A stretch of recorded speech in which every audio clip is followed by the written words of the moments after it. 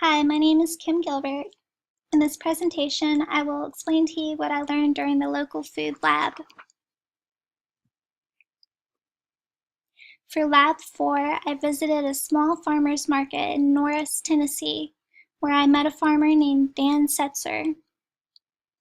Dan was more than willing to speak with me, answer my questions, and allow me to photograph him and his vegetables. He explained that farming is a passion of his, and he continues it in order to stay active. I could tell that he took pride in his products and had a genuine interest in growing his own food.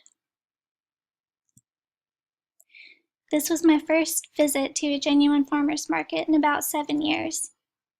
Of course, the food looked different from what I'm used to buying at the supermarket and reminded me of the vegetables that my mother used to grow in her garden when I was growing up. Dan was selling green beans, sweet potatoes, okra, and corn. All foods I'm quite familiar with, though admittedly have never cooked. After talking with Dan, I selected a little over a pound of green beans, a couple sweet potatoes, and several ears of corn. My purchase ended up costing less than I typically pay at the local grocery store, which I didn't expect. I thanked Dan for his time and went home to cook. It has been roughly 20 years since I've taken part in preparing these particular vegetables, as I typically use frozen or canned versions from the grocery store.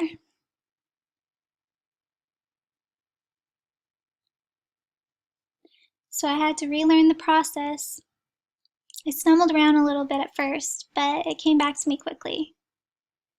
Something I didn't expect to gain from this experience was the realization that simple things like vegetable preparation make for excellent family time that has vanished from our daily lives, which are so filled with shortcuts these days. Memories of my own childhood and meals prepared from our garden came back, and I realized that this is just another part of sitting down to dinner that we've cut out.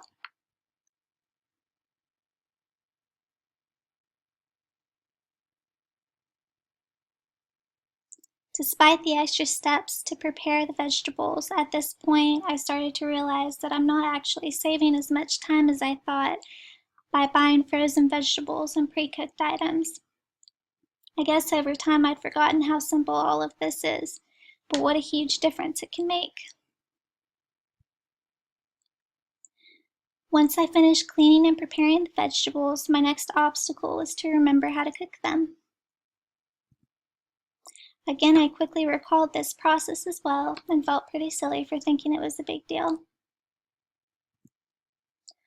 Ultimately, everything turned out just fine.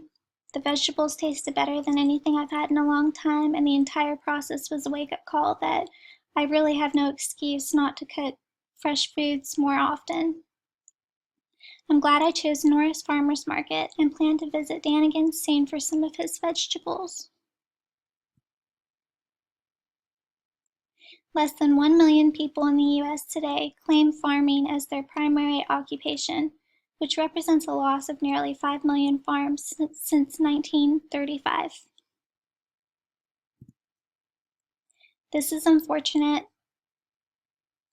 since purchasing from local farmers enhances the local economy and provides jobs in rural communities. In addition to benefiting the local community, food purchased locally is simply more fresh than what we buy from the grocery store. Statistics show a 1 to 2 week traveling time for produce found at the supermarket, during which time the quality of food declines as nutrients are lost and the food begins to spoil. This lab was an eye-opener for me in several ways. I enjoyed meeting Dan and shopping with him, and I enjoyed the preparation process at dinner. It also made me think about the great reasons to support farmers such as Dan and give my family a better meal rather than shop at the supermarket.